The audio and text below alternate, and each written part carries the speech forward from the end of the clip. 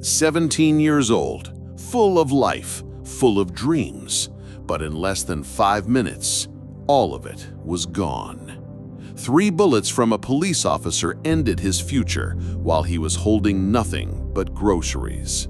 His father went to court begging for justice. What he got instead? Silence.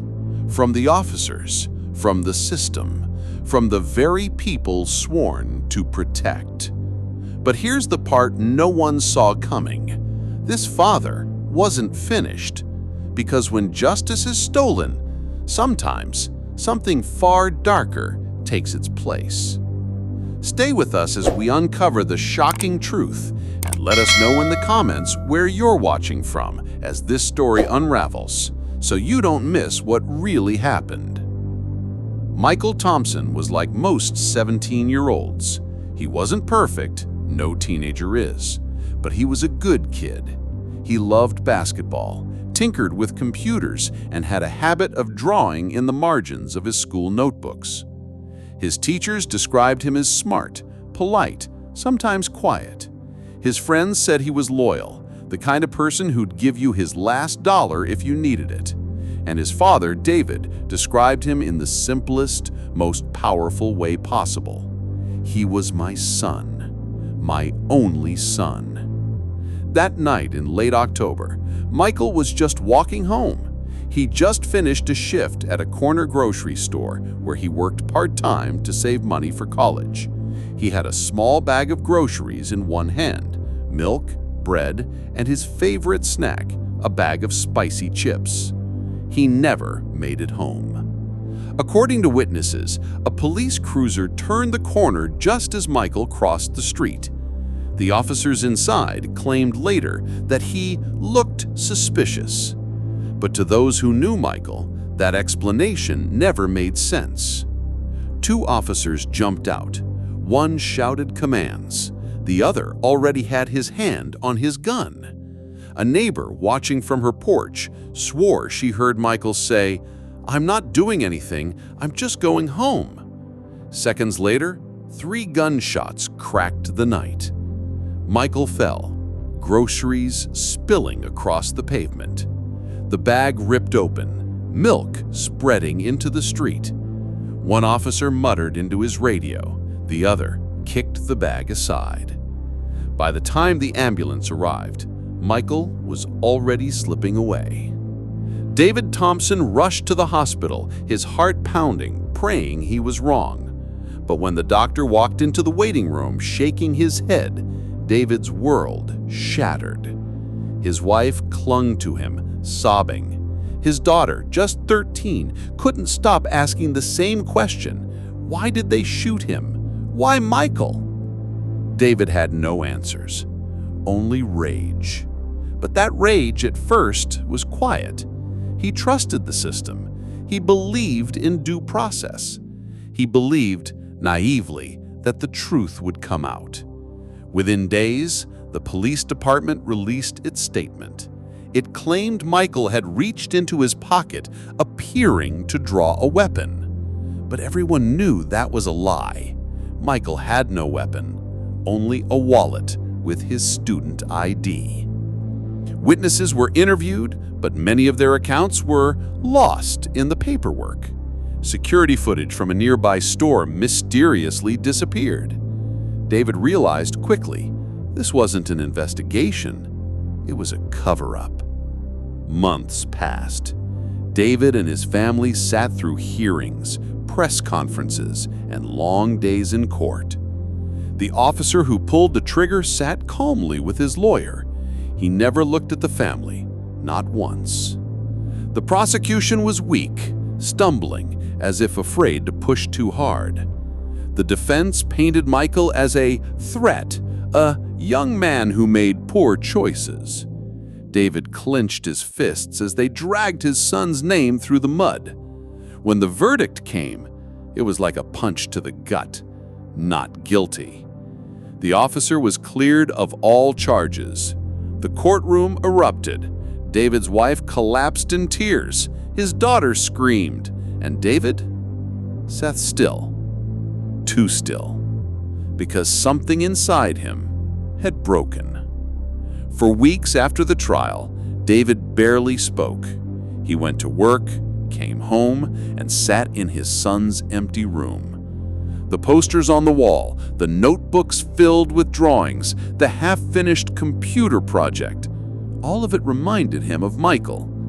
But the silence was worse. The silence of knowing his boy was gone and no one cared.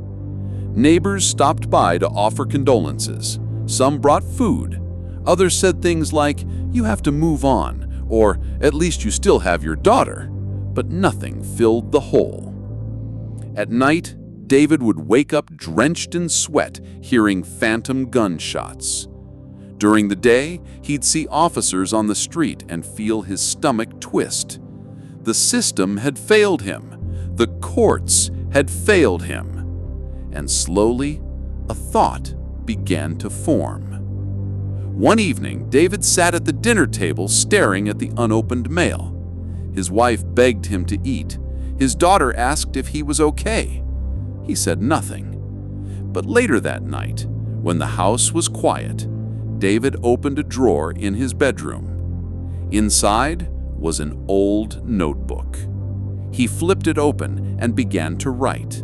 Not letters, not memories, but names, dates, times. The names of the officers, the lawyers, even the judge. Page by page, the notebook filled. And as David wrote, a calm came over him, a focus he hadn't felt in months. He wasn't moving on. He wasn't healing. He was preparing. David closed the notebook and placed it carefully back into the drawer.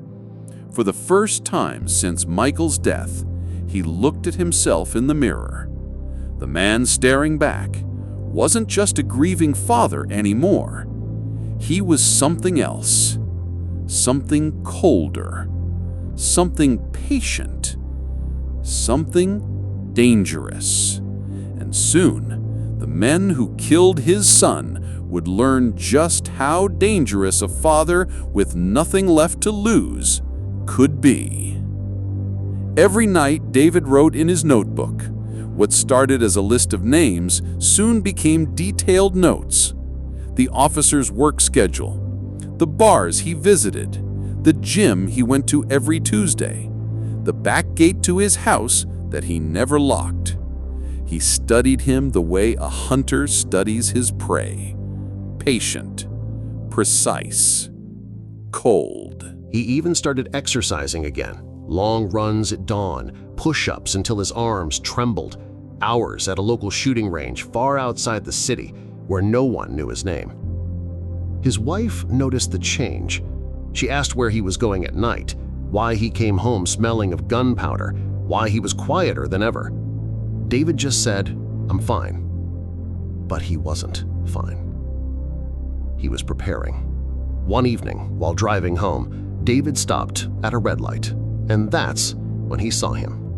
The officer who had shot Michael. He was laughing with friends outside a sports bar, drink in hand, as if nothing had ever happened, as if he hadn't stolen a young man's life and shattered a family. David gripped the steering wheel so tight his knuckles turned white. His chest burned with rage. That night, he didn't sleep. He stayed up, staring at Michael's photo, whispering, "I'll make him pay. I swear I'll make him pay." 2 weeks later, David followed the officer. Not too close, not too far.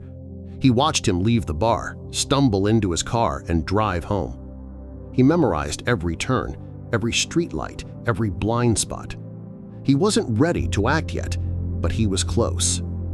In his notebook, he drew a map of the officer's neighborhood. He circled the weak spots, the alley behind his house, the broken light on the corner, the abandoned garage across the street. Every detail was accounted for. David wasn't just planning revenge, he was planning an execution. The night finally came. It was cold, the streets empty. The officer parked his car, humming to himself, still half drunk from the bar. He didn't notice the figure waiting in the shadows. He didn't notice until it was too late. A gloved hand grabbed him from behind, forcing him into the alley. He struggled, cursed, reached for his gun, but David was faster. The officer froze when he saw the weapon pointed at his chest. For the first time since the trial, David spoke. His voice was calm, steady, terrifying. "Do you remember Michael?" The officer stammered, I don't know what you're talking about. My son. You shot him. You lied. You smiled in court while they dragged his name through the dirt."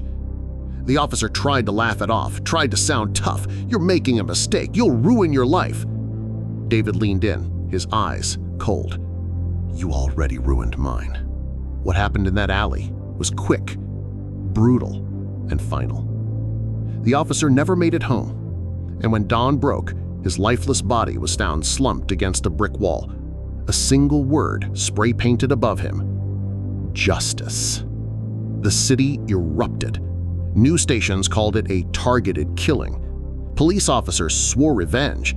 Community leaders whispered in hushed tones, saying privately what many believed: it was the father. It had to be him. But no evidence could tie David to the crime. No fingerprints, no camera footage, no witnesses. He had planned too carefully. For the first time in months, David slept soundly.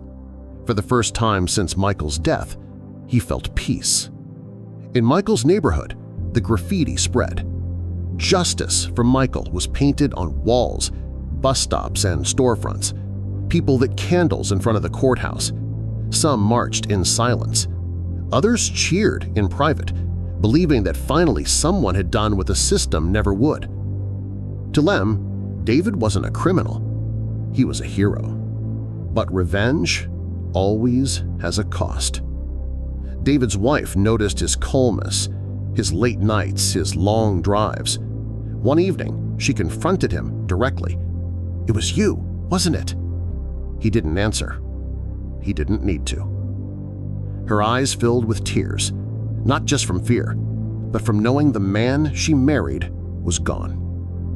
The grief had swallowed him whole, replaced him with someone colder, someone unrecognizable. She whispered, "I lost my son, and now I've lost you too."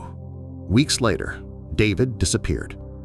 Some say he fled the country, using old friends to escape across the border. Others believe he never left, that he hid in plain sight, blending into the city he once called home. The police searched. They raided houses. They interrogated neighbors. But David was gone. All that remained was his notebook, left behind in Michael's room. Inside, on the last page, he had written just one line: "Justice was never given, so I took it." Years later, people still whisper about the case. Some call it murder, others call it justice. But everyone agrees on one thing: the name Michael Thompson was never forgotten. His story became a symbol of a broken system, a reminder that silence has consequences, and a warning that when justice is denied, vengeance will rise in its place. This was the story of a father, a son, and a system that failed them both. But what do you think? Did David go too far? Or was he right to take justice into his own hands? Let us know in the comments. And if you want more shocking real-life stories like this one, don't forget to subscribe and check the playlist linked below.